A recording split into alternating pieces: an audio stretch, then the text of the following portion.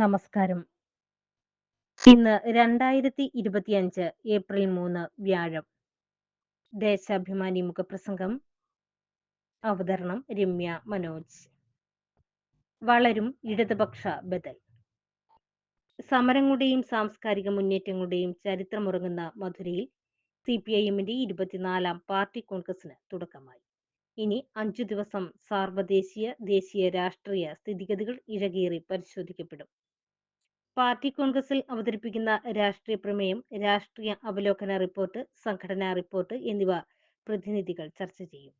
ദേശീയ രാഷ്ട്രീയത്തിൽ പടരുന്ന ആശങ്കയുടെ ഇരുണ്ട കാർമേഘങ്ങളെ ചേർത്ത് കൂടുതൽ മെച്ചപ്പെട്ട ഇന്ത്യക്കായുള്ള പോരാട്ടങ്ങൾക്ക് കോൺഗ്രസ് രൂപം നൽകുമെന്ന് ഉദ്ഘാടന സമ്മേളനം തന്നെ വ്യക്തമായ സൂചന നൽകുന്നു. ഹിന്ദുത്വ നവ ഉദാരവാദ നയങ്ങൾക്കെതിരെ നിശ്ചയദാർഢ്യത്തോടെ വിട്ടുവീഴ്ചയില്ലാത്ത പോരാട്ടത്തിന് സമരകണത്തിലിറങ്ങാൻ ഇന്ത്യൻ ജനതയെ ആഹ്വാനം ചെയ്താണ് മഹാസമ്മേളനത്തിന് തുടക്കമായത്. പാർട്ടിയുടെ ജനറൽ സെക്രട്ടറിയായിരുന്ന സീതാറാം യെച്ചൂരിയുടെ സ്മരണ തുടിച്ച വേദിയിലായിരുന്നു ഉദ്ഘാടനം.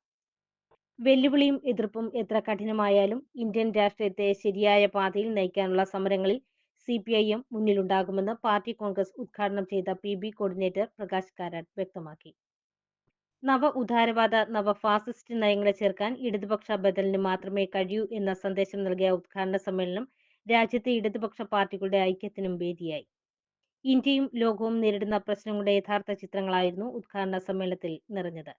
ശക്തി എത്ര കുറവെങ്കിലും ഇടതുപക്ഷത്തിന് മാത്രമേ യഥാർത്ഥ തിരുത്തൽ ശക്തിയാകാനാകൂ. അതുകൊണ്ട് തന്നെ ഇടതുപക്ഷ പാർട്ടികളുടെ കൂടുതൽ യോജിച്ചുള്ള പ്രവർത്തനങ്ങളും പോരാട്ടങ്ങളുമാണ് രാജ്യം ഇന്ന് ആവശ്യപ്പെടുന്നതെന്നും വ്യക്തമാക്കപ്പെട്ടു. CPI അഖിലേന്ത്യാ സെക്രട്ടറി D രാജ, CPIM L liberation general secretary Dipankar Bhattacharya, RSP general secretary Manoj Bhattacharya, forward block general secretary G Devarajan എന്നിവർ അഭിവാദ്യം ചെയ്തു. ഇന്ത്യ വളരെ അപകടകരമായ രാഷ്ട്രീയ അവസ്ഥയിലൂടെയാണ് കടന്നുപോകുന്നത് എന്നതിൽ ഇടതുപക്ഷ നേതാക്കൾക്കെല്ലാം ഒരേ സ്വരമായിരുന്നു. മോദി സർക്കാർ RSSന്റെ ഹിന്ദുത്വ അജണ്ട മുന്നോട്ട് കൊണ്ടുപോവുകയും നവ ഉദാര നയങ്ങൾ തീവ്രമായി നടപ്പാക്കുകയും ചെയ്യുന്നു. മുസ്ലിം വിഭാഗം അടക്കമുള്ള ന്യൂനപക്ഷങ്ങളും ദളിത് വിഭാഗങ്ങളും സ്ഥിരമായി വേട്ടയാടപ്പെടുകയാണ്. അധികാര സംവിധാനങ്ങളുടെ പിന്തുണയും സഹായവും ഈ വേട്ടക്കാർക്ക് ലഭിക്കുന്നുണ്ട്. ഹിന്ദുത്വ ഏകോപനത്തിനായി വർഗീയ ധ്രുവീകരണം സ്ഥിരമായി നിലനിർത്തുകയാണ്. ഇതിന്റെ ലക്ഷ്യം ഇന്ത്യയുടെ നേർചിത്രമാണ് അവിടെ വിരിഞ്ഞത്. ഇതിനെ ചെറുക്കുന്നതിന് കുറുക്കുവഴികളല്ല, നിരന്തരമായ ആശയ പ്രചാരണങ്ങളും ജനങ്ങളെ അണിനിരത്തിയുള്ള സമരവും മാത്രമാണ് പരിഹാരം.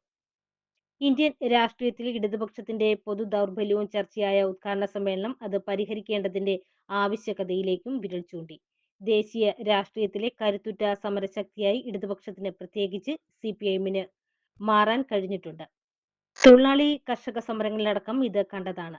കാഞ്ചീപുരത്ത് സാംസങ് തൊഴിലാളികളുടെ 38 ദിവസത്തെ പണിമുടക്ക് വിജയം മറ്റൊരു ഉദാഹരണം. എന്നാൽ ഇതിനെ പാർട്ടിയുടെ ജനകീയ അടിത്തറയായി വികസിപ്പിക്കുന്നതിലും പാർലമെന്ററി ജനാധിപത്യത്തിൽ വോട്ടായി മാറ്റുന്നതിലുമുള്ള ദൗർബല്യം തുടരുകയാണ്.